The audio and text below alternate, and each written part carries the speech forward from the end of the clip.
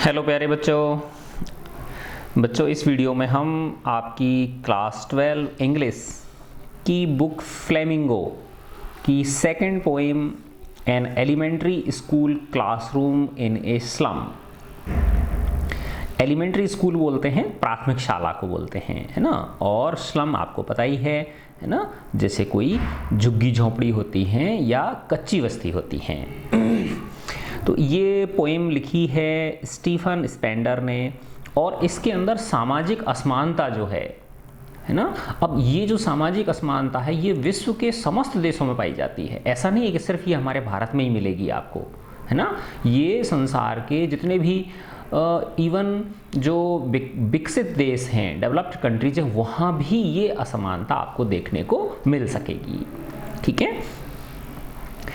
तो ये 1909-1995 इनका जीवन काल रहा। वॉज एन इंग्लिश पोइट, ये एक अंग्रेजी कवि थे, एंड एसेस्ट और निबंधकार भी थे। He left university college Oxford without taking a degree. अब ऐसे जो लोग होते हैं ना, ये बड़े थोड़ा सनकी टाइप होते हैं, है ना। इनको सनकी का मतलब उनकी सनक अच्छे के लिए भी होती है। उन्होंने ऑक्सफोर्ड के अंदर जो अपना यूनिवर्सिटी कॉलेज था, है ना, वो छोड़ दिया। डिग्री नहीं ली उन्होंने, पूरी नहीं ली, बीच में छोड़ दिया। And went to Berlin in 1930, है ना। और कहाँ चले गए वो? 1930 में बर्लिन चले गए। Spender took a keen interest in politics and declared himself to be a socialist and pacifist, है ना। अब देखो बेटा कि जो लोग भी संवेदनशील होते हैं, है ना, उनको समाज के अंदर जो भी परेशानियां दिखती हैं तो वो उन्हें बहुत जोर से झकझोरती हैं। उनका मन बेचैन हो उठता है कि मैं क्या करूं, है ना, कि ये जो सामाजिक असमानता है ये दूर हो जाए, है ना। तो ऐसा ही कुछ इनके साथ हुआ होगा, है ना। कॉलेज के दिनों में इनके अंदर कैसा ऐसा भाव उठा जिसकी वजह से इन्होंने वो डिग्री बीच में ही अधूरी छोड़ दी, और ये राजनीति में जाने का इन्होंने प्रण कर लिया। कीन इंटरेस्ट, इनकी बड़ी गहरी रुचि जाग उठी पॉलिटिक्स में जाने की, और उन्होंने अपने आप को घोषित कर लिया, declared himself to be a socialist and pacifist. समाजवादी और शांतिवादी। समाजवादी का मतलब क्या होता है? पूंजीवादी व्यवस्था का ये उल्टा होता है, यानी धन का संचय नहीं होना चाहिए चंद हाथों में, है ना। कुछ गिने चुने लोगों के पास ही धन का संचय नहीं होना चाहिए, यानी जो औद्योगिक अर्थव्यवस्था है उसके खिलाफ होते हैं ये जो समाजवादी लोग होते हैं। ठीक है। बुक्स बाय स्पेंडर इंक्लूड, जो स्टीफन स्पेंडर ने जो बुक्स लिखी हैं उनमें हैं, शामिल हैं poems of dedication, the edge of being, the creative element, the struggle of modern and an autobiography, और एक ऑटोबायोग्राफी भी है उनकी, उसका नाम है world within world. In an elementary school classroom in a slum. तो इनकी ये जो पोइम है जिसका नाम है an elementary school classroom in Islam, he has concentrated on themes of social injustice. इन्होंने अपने विचारों को किस पर केंद्रित किया है? जो सामाजिक अन्याय है ना, सामाजिक असमानता की वजह से जो अन्याय है ना, उस पे, और क्लास इनइक्वालिटीज, जो वर्ग असमानता है ना, यानी एक हो गया उच्च वर्ग हो गया, एक निम्न वर्ग हो गया, एक है ना मध्यम वर्ग हो गया। तो जो वर्ग क्लास इनइक्वालिटीज हैं, यानी कुछ लोग जो है ना, देश के कुछ लोग, मतलब सिर्फ भारत की नहीं है, मैंने बताया आपको ये बात, है ना, ये संसार के सब देशों पर लागू होती है ना। यानी जो पूंजी होती है वो बहुत कम लोगों के हाथों में सीमित होती है ना। और अब देखो आपने नोट किया होगा, जो बहुत बेचारे जो श्रमिक होते हैं, चाहे वो किसान हुआ चाहे मजदूर हुए, है ना, दिन भर कितनी मेहनत करते हैं वो, लेकिन वो अच्छी तरह से अपना जीवन यापन भी नहीं कर पाते। उनके पास एक घर भी नहीं होता अपना, है ना, और होता भी है तो बेचारे कैसे कैसे गुजारा करते हैं वो, उनका पोषण भी नहीं हो पाता उनका। और कुछ लोग, है ना, माना जैसे आपने देखा होगा कि किसी की दुकान है मार्केट के अंदर, जैसे जयपुर का है, जौहरी बाजार में किसी की दुकान है, उसके दादाजी की दुकान थी आज से 150 वर्ष पहले की, है ना। उस एक दुकान में से ही पूरे परिवार की आराम से उनका चलता रहता है। तो वहाँ पे जाके सिर्फ उनको बैठना होता है, ठीक है ना। यानी जो भी काम है वो सिर्फ कैसा है बताओ, मैनेजमेंट का है, मस्तिष्क से चलता है ना, और उसमें इतना ज़्यादा प्रॉफिट होता है कि उन सबका जीवन बड़े आराम से गुजरता है। जबकि एक बेचारा श्रमिक जो है वो दिन भर, उसकी पीढ़ियां गुजर जाती हैं, उसके पिता ने वही काम किया, उसने खुद ने वही काम किया, है ना। तो ये क्या है बताओ, आप इसको कैसे जस्टिफाई कर सकते हो। यानी एक जो जौहरी है उसका बेटा जो है ना वो अपने पिता का वारिस है, उसकी बहुत बड़ा दुकान है मार्केट के अंदर, है ना, उसके नौकर चाकर लगे हुए हैं काम करने वाले, वो बस मैनेज कर रहा है। अरे तो भाई ऐसा क्या कर दिया उसने, है ना, ऐसा क्या हुनर डेवलप कर लिया उसने कि भाई उसको इतना, तो ये सब क्या है बताओ, ये सब सामाजिक असमानता है। तो ये जो सामाजिक असमानता होती है ये कुछ कई लोगों को बहुत ज़्यादा अंदर तक प्रभावित कर देती है। तो वही ये जो स्टीफन स्पेंडर थे ये क्या बन गए, बाद में सोशलिस्ट बन गए और पैसिफिस्ट बन गए। तो इनकी ये जो पोएम है इसमें जो मुख्य विचारधारा है वो है social injustice and class inequalities, सामाजिक अन्याय और वर्ग असमानता। ठीक है, अब मैं आपको ये पढ़ता हूं। ये कह रहे हैं, बिफोर यू रीड, पढ़ने से पहले इसको भी पढ़ लो। Have you ever visited or seen an elementary school in a slum? क्या आपने एक स्लम के अंदर कभी गए हो, विजिट किया है आपने स्कूल में, प्राथमिक शाला में? What does it look like? यह आपको कैसा दिखता है ना। अब देखो, एक तरफ होते हैं बहुत बड़े बड़े स्कूल्स के अंदर पढ़ते हैं जहाँ पे जो फीस होती है वो एक 1.5-2 लाख रुपए फीस होती है पहली क्लास के बच्चे की। कितनी? 1.5-2 लाख रुपए पहली साल की फीस होती है। और जो बेचारे जो वैसे स्कूल होते हैं, स्लम्स वाले होते हैं, वहाँ साल भर की फीस होती है 3,000 रुपये, 4,000 रुपये, है ना, और वो भी नहीं दे पाते पेरेंट्स बेचारे, है ना। ये क्या है, ये असमानता है। ठीक है, तो far far from gusty waves the children's faces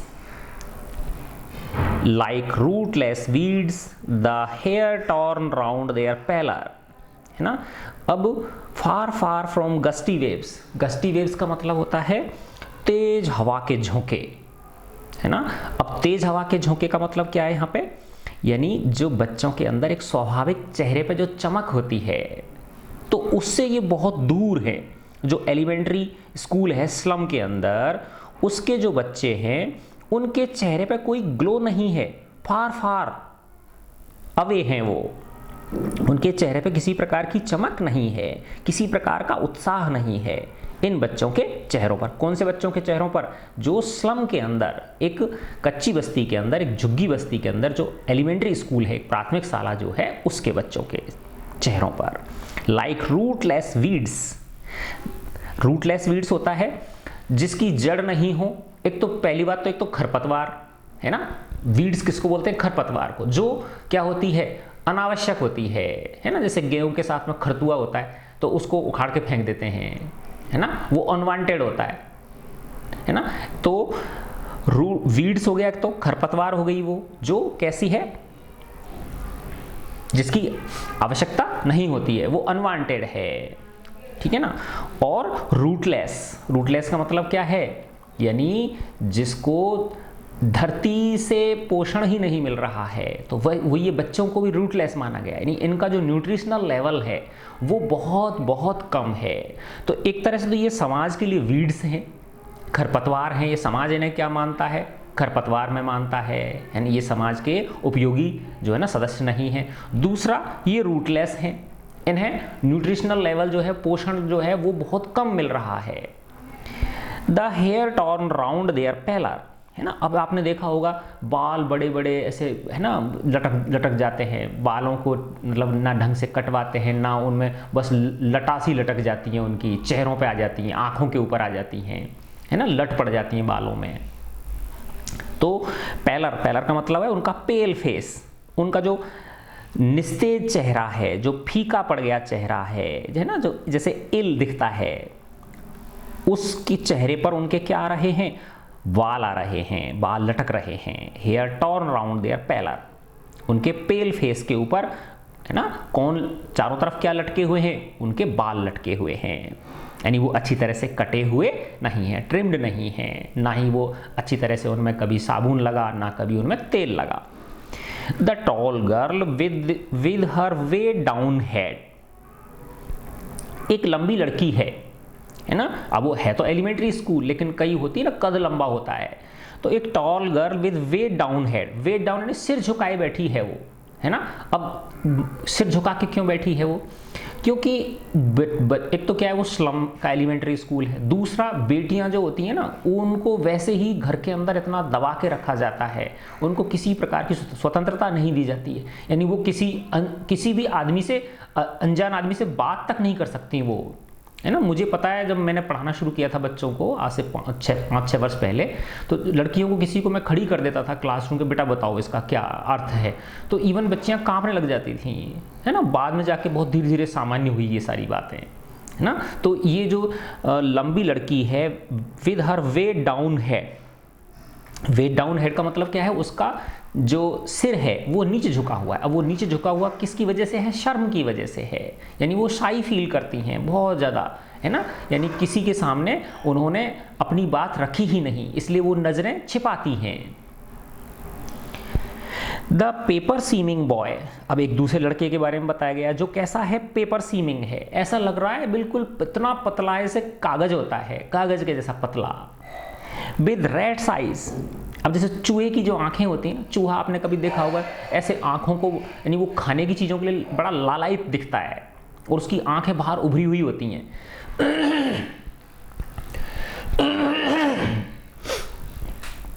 तो ये जो चेहरा, इसका जो एक बच्चा है जिसको क्या बताया गया है, paper seeming boy with rat's eyes, उसकी आंखें कैसी हैं, चूहे जैसी हैं। चूहे जैसी आंखों से कहने का लेखक का तात्पर्य यह है कि वो माल नरिश्ड है ना, उसे क्या है, हंगर सता रही है, भूख सता रही है, और वो क्या है, लालायित है, ठीक है ना, वो कोई खाने पीने की चीज़ों का क्या है, बहुत इच्छुक है, माल नरिश्ड है वो। The stunted unlucky heir of twisted bones,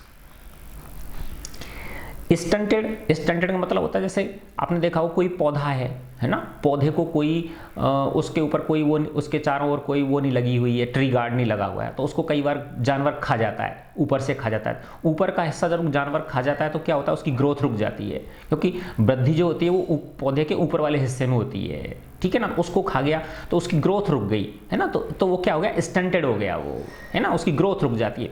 तो ऐसे ही एक बच्चा है जिसकी ग्रोथ रुक चुकी है। Unlucky heir of twisted bones, air का मतलब होता है उत्तराधिकारी, जैसे होता है ना भाई बाप का उत्तराधिकारी बेटा, तो वो एक अनलकी उत्तराधिकारी है, क्योंकि उसे उत्तराधिकार में क्या मिली है, क्या सौगात मिली है अपने पेरेंट्स से, ट्विस्टेड बोन्स, है ना, यानी उसकी जो हड्डियां हैं वो कैसी हैं, मुड़ी हुई हैं। अब ऐसे आपने ये भी देखा होगा, हड्डियां मुड़ने से क्या तात्पर्य हो सकता है, जैसे आजकल तो खैर पोलियो के टीके लगने लग गए, है ना। पहले क्या होता था, जब हम बच्चे थे उस समय बहुत सारे लोगों को पोलियो होता था, है ना, तो उनके पैर मुड़ जाते थे पीछे की तरफ से, ठीक है ना, मुड़ते भी नहीं थे तो उनमें बैंड, मतलब पोलियो भी नहीं होता तो मतलब अजीब सी धनुष जैसी शक्ल हो जाती थी उनके पैरों की, तो वो क्या है, वो माल नरिशमेंट को दिखाती थी। तो ट्विस्टेड बोन्स लेके वो अपने जो है ना पेरेंट्स से बीमारी को लेके जन्मा है, वो रिसाइट कर रहा है ना, रिसाइट का मतलब दोहरान कर रहा है ना। ए फादर्स नर्ल्ड डिजीज, अब देखो ये इसमें लेखक ने रिसाइटिंग का यहाँ से संबंध है, his lesson, reciting his lesson, वो अपने लेसन को क्या कर रहा है, रिसाइट कर रहा है। और ये जो फादर्स नर्ल डिजीज है ना, वो इसको साथ जोड़ो, इसको यहाँ से इसके साथ जोड़ना पड़ेगा। Unlucky heir of twisted bones a father's gnarl disease, है ना, नर्ल्ड का मतलब वही है, यानी जो बोन्स हैं वो क्या हो जाती है, ट्विस्ट हो जाती हैं, ठीक है ना। तो इस तरह की वो बीमारी अपने साथ जन्म से लेके पैदा हुआ है ना, जो उसे किस में मिली है, आनुवांशिक रूप से मिली है, उसे हेरिडिटरी ये डिजीज मिली है। वो रिसाइट कर रहा है his lesson from his desk, अपनी डेस्क पे बैठ के अपना लेसन क्या कर रहा है, याद कर रहा है। At back of dim class, dim class के पीछे, उस क्लास के अंदर क्या है, रोशनी बहुत कम है ना, उसमें अच्छी तरह से प्रकाश की व्यवस्था नहीं है। उसके पीछे की ओर one unnoted sweet and young, एक बच्चा बैठा हुआ है प्यारा सा छोटा सा अननोटेड, जिस पर किसी का ध्यान नहीं जा रहा। उसकी his eyes live in dream, in a dream, उसकी आंखें स्वप्निल हैं, है ना, उसकी आंखों में ऐसा लग रहा है जैसे कोई स्वप्न देख रहा हो वो। Of squirrels game in a tree room other than this, इसको छोड़ के जो पढ़ाई है ना, क्लासरूम की जो पढ़ाई है, इसको छोड़ के वो अन्य प्रकार के सपने देख रहा है, जैसे गिलहरियों के खेल के सपने, ट्री रूम, है ना, जैसे होता है ना बच्चे पेड़ पर चढ़ जाते हैं और वहीं पे अपना घर बना लेते हैं, है ना, तो एक ऐसे ट्री रूम का सपना वो देख रहा हो कि काश मेरा घर किस पे हो, पेड़ के ऊपर हो, है ना, मैं गिलहरियों के साथ खेलूं। तो उस बच्चे का ध्यान वहाँ क्लास में नहीं है, है ना, तो अर्थात वो हो सकता है अपने भविष्य के लिए क्या बुन रहा हो, सपने बुन रहा हो। अब इसका ये सेकंड स्टांजा है, देखो फर्स्ट यहाँ पे खत्म हो गया, अब ये सेकंड वाला। On Sawar cream walls, Sawar cream walls का मतलब है यानी ऐसी दीवारें जो डल हैं, कैसी हैं, डल हैं, है ना, एक तो होती है ब्राइट कलर और एक होती है बहुत ही डल कलर की, है ना, बिल्कुल ही मैली जैसी। तो सावर क्रीम वॉल्स पे क्या लगे हुए हैं, डोनेशंस लगे हुए हैं, है ना, शेक्सपियर्स हैड। अब ये बताएंगे, लेखक बता रहे हैं कि उस जो एलिमेंट्री स्कूल है, जो प्राथमिक शाला है स्लम के अंदर, उसमें जो दीवारें हैं उन पर कुछ डोनेशंस लगे हुए, जैसे आता है ना, लोग आते हैं, तरह तरह के लोग आते हैं, है ना, और वो डोनेशन देके चले जाते हैं, फोटो खिंचवाते हैं और डोनेशन देके चले जाते हैं, है ना। असली एम्पावरमेंट बहुत कम लोगों के मन में होता है ना, बस एक फॉल्स जो है ना वो लेके चले जाते हैं, देखो हमने बड़ा अच्छा काम किया, जबकि इस तरह से चीज़ें नहीं सुधरती हैं। अगर हमें बदलाव लाना है तो हमें उनके साथ रह के, है ना, एक दो दिन की प्रक्रिया नहीं है ये, एक दो दिन में बदलाव नहीं लाया जा सकता। तो उस क्लासरूम की जो दीवारें हैं उन पर डोनेशंस लगे हुए हैं, डोनेशन मतलब लोगों ने दान में दी हुई चीज़ें हैं, दान में दी हुई चीज़ें लगी हुई हैं। अब उनमें क्या क्या है बताओ।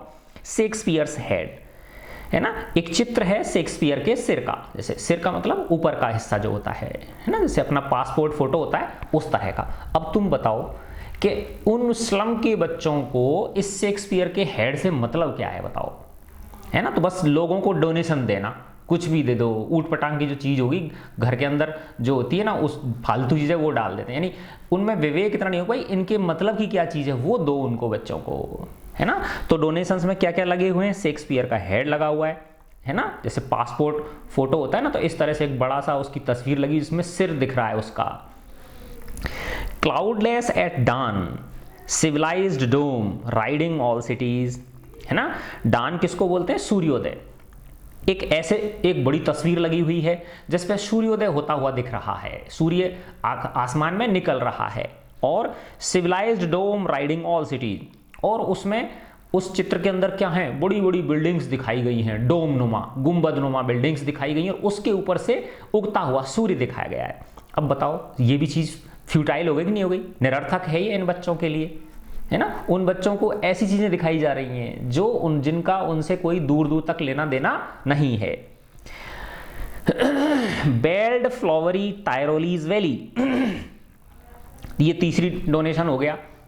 आपने देखा होगा कि वो अब जैसे अभी, हाँ ये बिल्कुल सही टाइम है, अभी दीपावली आने वाली है ना, तो दीपावली से पहले लोग आपने देखा होगा मार्केट्स के अंदर बड़े बड़े जो पोस्टर्स होते हैं जहाँ तरह तरह के अजीब, मतलब अजीब तो क्या कहें उनको, बड़े हाई फाई जो है ना, बड़े बड़े मकानों के, बड़े बड़े सुंदर ऐसे फूलों की जैसे घाटियाँ होती हैं, बड़ी सुंदर फूलों वाले ऐसे चित्र होते हैं, जो होते तो खैर हैं संसार में, लेकिन ऐसी जगह क्या होती हैं, बहुत कम होती हैं, है ना। तो उनके चित्र खूब सारे बिकते हैं, पोस्टर्स बिकते हैं लगाने के लिए।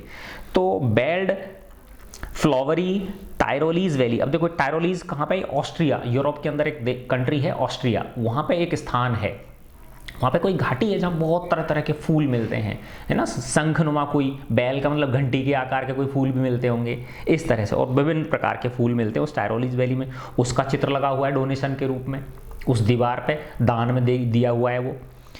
ओपन हैंडेड मैप, एक ओपन हैंडेड मैप है। ओपन हैंडेड मैप का मतलब होता है, जैसे होता है ना लटकने वाला मैप, आपने देखा होगा, एक डंडा ऊपर की तरफ होता है, एक डंडा नीचे की तरफ होता है, फिर उसको रोल कर देते हैं और जैसे उसको खोलते हैं तो वो नीचे वाले डंडे की वजह से वो नीचे लटक जाता है। ओपन हैंडेड यानी हाथ के द्वारा उसको क्या किया जा सकता है, खोला जा सकता है और बंद किया जा सकता है। Open handed map awarding the world it's world, इसका क्या मतलब है, awarding the world it's world यानी ये संसार को संसार का नक्शा दिखा रहा है। यानी उस वर्ल्ड मैप में हम क्या देख सकते हैं, वर्ल्ड, पूरे वर्ल्ड के कंट्रीज को देख सकते हैं। अब वही फिर ये वाली, अब ये एलिमेंट्री स्कूल के बच्चे हैं, इनको बेचारों को कहाँ, जो अपने उस स्लम से कभी बाहर गए नहीं है ना, उनको वर्ल्ड दिखा के आप क्या कर रहे हो भाई, ठीक है ना। तो मतलब सब में क्या है, कुछ ना कुछ विरोधाभास है ना। लेखक यही बताना चाह रहे हैं कि जो जो चीजें वहां लगी हुई हैं वो उनसे बच्चों से कनेक्टेड नहीं है, ठीक है ना। And yet for the children, और अभी कह आगे लेखक देखो बोल रहे हैं, लेकिन फॉर दी चिल्ड्रन, इन बच्चों के लिए, these Windows not this map there world, है ना, कि उन बच्चों के लिए ये जो इनके क्लासरूम की जो विंडो हैं, है ना, वो उनका संसार है, ना कि ये मैप जो है। क्योंकि उनमें उनको तो उस खिड़की में से, स्कूल की खिड़की में से देखते हैं तो क्या नजर आती है, अपनी झुग्गी नजर आती है, उनको अपना स्लम नजर आता है, वही उनका संसार है। वेयर, जहां पर कि all there futures painted with A fog, जहां पर कि उनका पूरा भविष्य जो है वो एक तरह से अंधकार में है। फॉग, फॉग का मतलब कुहासा, है ना, कोहरा जैसे होता है, कुहासा जो होता है, जहां पे थोड़ी सी दूर बाद आपको कुछ नजर नहीं आता। तो इन बच्चों के लिए तो वो खिड़कियों से दिखते ही, खिड़कियों से जैसे झांकेंगे तो क्या नजर आएगा, वो स्लम नजर आएगी, जहां से आगे कुछ भी सुंदर दिखाई नहीं देता। यानी भविष्य की के लिए जो अच्छा भविष्य है उसके बारे में कुछ भी आशा की किरण कोई नहीं दिख रही है। और a narrow street, a narrow street sealed in with a lead sky, अब उनकी जो गलियां हैं वो कैसी हैं, बहुत सकड़ी सकड़ी हैं, है ना। ए नैरो स्ट्रीट सील्ड इन, है ना, सील हो रखी हैं वो, विद ए लेड स्काई, पहली बात तो वो कैसी हैं, बहुत सकड़ी हैं, और sealed in with a lead sky. अब लेड स्काई का, लेड क्या है, जो है ना शीशा जो होता है ना, पीबी जिसको बोलते हैं, वो एक बहुत ही भारी धातु है। अब आसमान को लेड का बना दो, आप सोचो तो कुछ दिख पाएगा आपको ऊपर, ना तारे दिखेंगे, ना सूर्य दिखेगा, ना चंद्रमा दिखेगा, प्रकाश आएगा नहीं, है ना। तो वही है, यानी एक उस गहरे आवरण ने उनकी गलियों को, उनके आसमान को क्या कर रखा है, चारों ओर से घेर रखा है। Far far from rivers, capes and stars of words, है ना। इन बच्चों की जो दुनिया है वो बहुत दूर है, किन से, नदियों से, क्योंकि इन्होंने कभी बहती हुई नदी नहीं देखी, कल कल करती हुई नदी, उसका स्वर नहीं सुना। केप्स, केप्स क्या होते हैं, जैसे आइलैंड होता है ना, द्वीप समूह होता है, समुद्र के बीचों बीच, है ना, एक जमीन होती है जहाँ पे लोग रहते हैं, ठीक है ना, जैसे हमारे वो है अंडमान निकोबार आइलैंड्स है, वो उस तरह से। Stars of words, stars of words का मतलब वही कि इन बच्चों के लिए उनके शब्दों रूपी जो तारे हैं, अर्थात इनको अच्छी चीज़ें पढ़ने को नहीं मिल रही हैं, ना कोई पढ़ाने वाले हैं इन्हें अच्छी तरह से, ना ही अच्छा साहित्य है इनके पास, है ना, उन सब चीज़ों से ये क्या है, बहुत दूर है।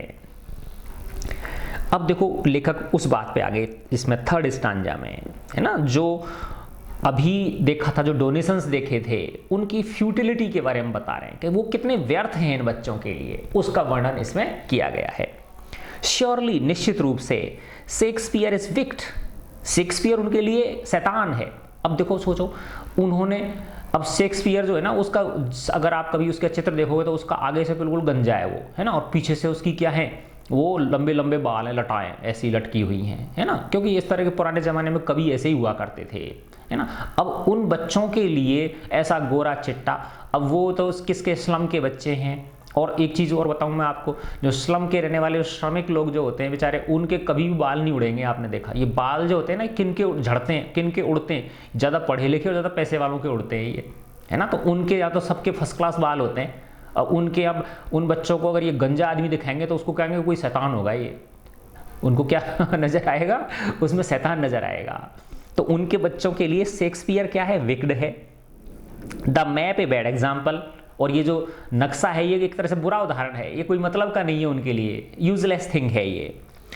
With ships and sun and love tempting them to steal, है ना। और ये जो डोनेशंस, जो बड़े बड़े तगड़े तगड़े चित्र लगा रखे हैं, है ना, बड़े बड़े जो पोस्टर्स लगा रखे हैं दीवारों पर, चमकीले सुंदर सुंदर नदियों के, घाटियों के, सूर्य के, बड़े बड़े क्या नाम है, शहरों के, तो ये जिनमें शिप दिखा रखे हैं, है ना, सन दिख रखा है, लव प्रेम करते हुए दिखा रखे हैं, ये सब उन्हें क्या कर रहे हैं, टेम्पटिंग देम टू स्टील, है ना, कि उनको एक ऐसी दुनिया दिखा रहे हैं जो उन्होंने कभी देखी नहीं।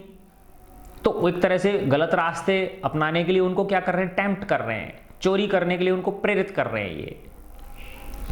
For lives that slyly turn in their cramped holes from fog to endless night, लेखक कह रहे हैं कि इन बच्चों की जो जिंदगियां हैं उन्हें बड़ी कनिंगली, स्लाइली का मतलब होता है बड़ी चालाकी से, है ना, इस समाज ने turn in their cramped holes, उन्हें एक ऐसे छिद्रों में रख दिया है, ऐसे छिद्रों में घेर के बंद कर दिया है। क्रैम्प्ड, क्रैम्प्ड मतलब होता है बहुत ही क्राउडेड, और उनकी जो घर हैं, जो छोटी झुग्गी झुग्गियाँ, उनको होल्स नाम दिया गया है, छिद्र नाम दिया गया है, ठीक है ना। तो इस समाज ने, इस हमारे समाज ने बड़ी चालाकी से उन बच्चों की जिंदगियों को उन सकड़े सकड़े, है ना, उन क्राउडेड होल्स के अंदर समेट दिया है, जहां पर from fog to endless night, उन्हें पहले कुहासा नजर आता है और उसके बाद एक ऐसी रात नजर आती है जिसका कोई अंत प्रतीत नहीं होता। ऑन देयर स्लैग हीप, अब ये जो झुग्गी होती हैं ये पता है कहाँ पे होती हैं, जहाँ पे शहर का जो डंप यार्ड होता है ज़्यादातर, जहाँ पे कूड़ा कचरा जो है ना पूरे शहर का, अब आपको पता है शहर के अंदर कितने बड़े बड़े वो चलते हैं, ट्रॉलियाँ चलती हैं, डंपर्स चलते हैं, कितना सारा हजारों टन जो है ना वो पर डे वो निकलता है। बड़े बड़े जो मेट्रोपॉलिटन सिटीज होते हैं उनमें इतना जो है ना वेस्ट निकलता है, कचरा निकलता है। अब उस कचरे को डंप करने के लिए बहुत बड़ी जगह चाहिए कि नहीं चाहिए। अब वो जगह बड़ी वैसी होती है जहाँ कोई रहना नहीं चाहता, तो वहाँ ऐसे लोग जो होते हैं वो घर बसा लेते हैं, अपना नालों के किनारे बसाएंगे या इस तरह की जो डंप यार्ड्स होते हैं वहाँ बसाएंगे। तो on their slag heap, slag heap का मतलब हीप यानी ढेर, स्लैग यानी वही कचरे का ढेर, ऊंचा टीले जैसे पहाड़ सा बन रहा है कचरे का, वहाँ पर दी चिल्ड्रन, ये जो बच्चे हैं, where skin peeped through by bones, ऐसा लग रहा है कि इन बच्चों की जो हड्डियां हैं उनके ऊपर चमड़ी चिपका दी गई है और उनमें से ये हड्डियां बाहर झांक रही हैं, अर्थात वो माल नरिश्ड हैं, कुपोषित हैं वो बच्चे, है ना, वो बच्चे बहुत कुपोषित हैं, उनकी हड्डियां नजर आ रही हैं, स्किन से बाहर हड्डियां नजर आ रही हैं। And spectacles of steel with mended glass, और कुछ बच्चों के पास अगर आई साइट के चश्मे भी हैं तो वो चश्मे बड़ी वैसे हैं, स्पेक्टिकल्स यानी चश्मे, स्टील है ना, स्टील मतलब बहुत भारी चश्मे हैं वो, और मैंडेड ग्लास, उनके जो कांच हैं, जो ग्लास है चश्मे का वो भी मरम्मत किया हुआ है, मरम्मत किया हुआ मतलब टूटे फूटे हैं वो। और लेखक ने एक बड़ा अच्छा उदाहरण दिया है, like bottle beads on stones, उनके ग्लास इस तरह से हैं जैसे कि कोई कांच की बोतल को फोड़ के, पत्थर की कोई वो होती है ना, कोई चट्टान है उस पर ऊपर पत्थर की बोतल फेंक दो तो उसके टुकड़े टुकड़े हो जाएंगे कांचों के, है ना, और वो बहुत भारी मोटा कांच होता है ना, कोई फाइन ग्लास नहीं होता वो, तो उसके जैसे वो उनके चश्मे नजर आ रहे हैं, जैसे कोई फूटी हुई बोतल के टुकड़े हों। All of their time and space are foggy slum, उनका जो पूरा का पूरा समय है और जो स्पेस है ना, काल और दिक, दिक काल बोलते हैं ना, दिक और काल, दिक यानी स्पेस और काल यानी समय, यानी कल भी ऐसे ही था उनका जीवन, आज भी ऐसा ही है और कल भी ऐसा ही होगा। स्पेस, उनको जहां जहां तक उनकी नजरें जाती हैं, है ना, वहां वहां तक उन्हें सिर्फ और सिर्फ क्या नजर आता है, फॉगी स्लम ही नजर आती है।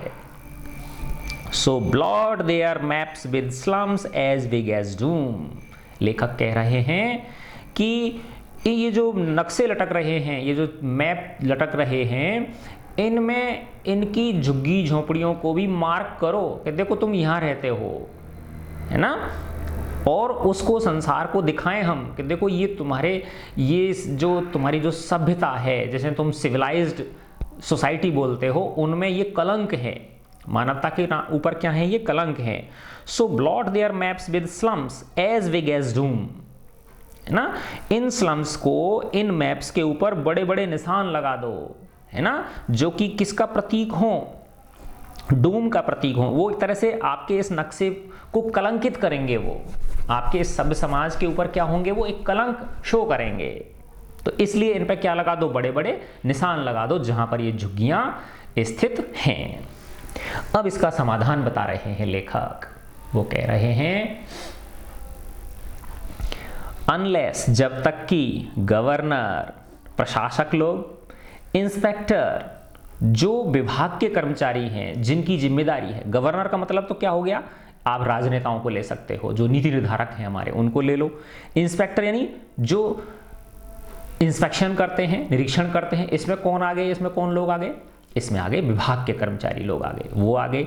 एंड विजिटर, विजिटर में पूरा समाज आ गया, जो वहां से गुजरता है लेकिन आंखें बंद कर रखी हैं जिसने अपनी, visitor.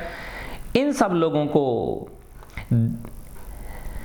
This map becomes their window and these windows that shut upon their lives like catacombs break open till they break the town and show the children to green fields and make their world, है ना। अब देखो मैं इसका अर्थ बताता हूं कि जब तक गवर्नर, इंस्पेक्टर और विजिटर ये कुछ नहीं सोचेंगे इनके परिवर्तन के बारे में, तब तक ये चीज़ संभव नहीं है, इनकी ज़िंदगी में बदलाव संभव नहीं है। इसलिए ये जो मैप है इसको इन बच्चों की खिड़की बन जाने दो। एंड दीज विंडोज, और ये जो खिड़कियां हैं, that shut upon their lives like catacombs. Catacomb का मतलब होता है, जैसे इसमें यहाँ नीचे दे रखा है कि पुराने ज़माने में जो रोम होता था, रोम जो है ना इटली में, तो अभी भी है,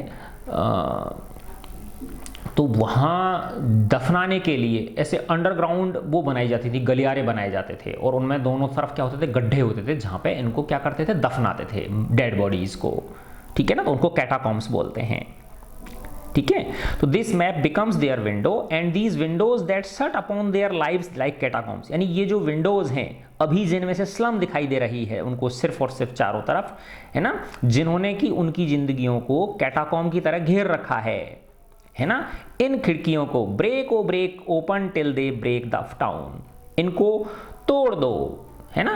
तो अब यहाँ पे खिड़की तोड़ने वाला ऐसा नहीं भाई लेके और जो है ना लोहे की चीज़ें लेके उनको खिड़की को तोड़ने का एक मतलब वो है, सिंबॉलिक है ये, है ना, कि अर्थात इन्हें बाहर की दुनिया से रूबरू कराओ, है ना।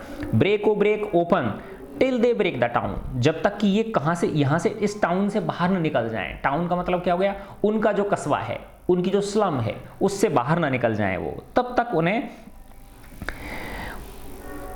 यानी एक तरह से इनसे बाहर ले जाएं हम इन्हें। And show the children to green fields, इन बच्चों को हम हरे हरे खेत दिखाएं। एंड मेक देयर वर्ल्ड, और इनके संसार को ऐसा बनाएं, run Azure on gold Sands. अब देखो गोल्ड सैंड क्या होता है ना, सुनहरे मिट्टी के कण। अब ये कहाँ मिलते हैं आपको, खेतों में मिलते हैं।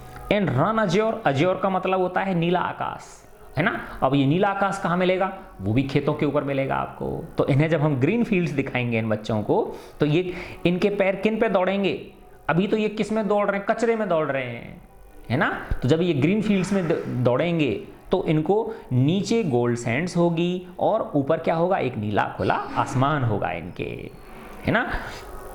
एंड लेट देयर टंग्स, और इन बच्चों की जो टंग्स हैं, इन बच्चों की जो जीभ है ना, अर्थात इनको शिक्षा का ज्ञान कराया जाए। And let their tongues run naked into books, है ना, इनकी जीभों को किताबों का स्वाद दिलाओ, है ना। अभी तक तो क्या है, बस ये नाम मात्र के लिए वहाँ जा रहे हैं और बस वहाँ टाइम पूर्ति करके कभी जाते हैं कभी नहीं जाते, ठीक है ना। तो इनको असली जो शिक्षा है उसका स्वाद दिलाया जाए। The white and green leaves, अब देखो वाइट एंड ग्रीन लीव्स का मतलब, ग्रीन लीव्स आ गया, देखो सफ़ेद और हरी पत्तियाँ, सफ़ेद ज्ञान का प्रतीक है और हरा किसका, पोषण का प्रतीक है है ना, यानी इन्हें शिक्षा भी दी जाए प्लस इन्हें उचित प्रकार का पोषण भी दिया जाए, न्यूट्रिशन भी दिया जाए, है ना।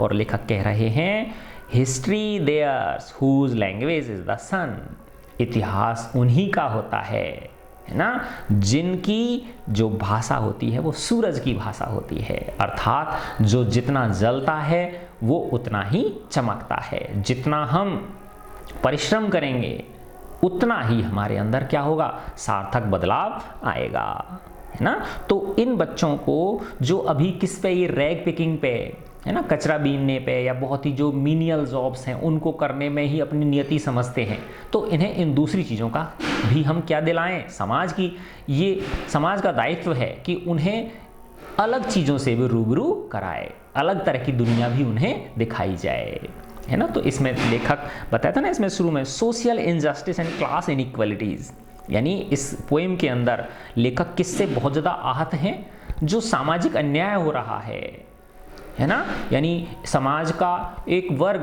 बहुत कम श्रम से आनंद से जीवन जी रहा है, लेकिन एक बहुत बड़ा वर्ग इतना कठिन अथक परिश्रम करने के बावजूद भी अपना जीवन नारकीय जीवन जीने को विवश है ना। तो इस यानी हमें इंसान होने के नाते खुद के बारे में ही नहीं सोचना है, हमारे समाज के बारे में सोचना है, हमारे देश के बारे में सोचना है, और इस पूरे विश्व की भलाई के लिए हमें काम करना है। तो मैं आशा करता हूँ बच्चों ये पोएम का वीडियो आपको पसंद आया होगा, अच्छा लगा बेटा तो आप मुझे कमेंट करके बताएं, है ना, और अपने फ्रेंड्स के साथ शेयर करें। God bless you all.